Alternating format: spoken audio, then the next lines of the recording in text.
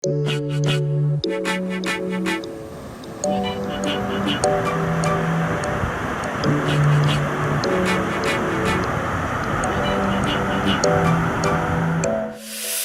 anday makatubon, naigwa pala ng tagong gayon, ang Barangay Alyang, digdi sa Ligao City.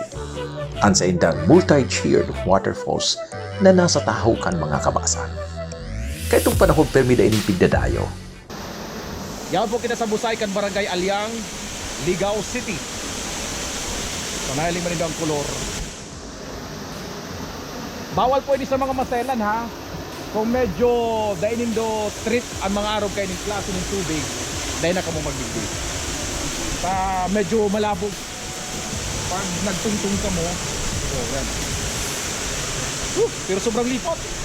Grabe, press ng tubig dito ha. Paghali sa Ligao City, mga poko mas o menos 10 hanggang 15 minutos na naman ang sa indong ibabiyahe. Magbaba sa Barangay Alyang, as in maghapit po sa Barangay Hall, tangani na magpaisi. Duman, matausin dani sa indong pwedeng makaiba, barangay tanod o kaya residente sa lugar. Naghubas ning kadiit ang tubig sa busay na ini. Dati da kaya matubig ini, hararom, asin nanggad malinig. Alaga na man giraray na bawasan ang gayon kan busay. Para duman sa mga bako maselan, para duman sa mga naaapresyar ang simpleng gayon kan busay na ini. Pwede ka mong magdipi, pwede ka mong magkodak, pwede ka mong tumambay lang. Maghiling lang kang gayong kang lugar, maski na na magkarigos. Kung dahil man ka mo makakarigos sa busay na ini, okay lang. Dahil pagluwas din doon ng barangay, igwa din mga swimming pool na hali sa mga spring water na malinig asin mapreskong karigusan.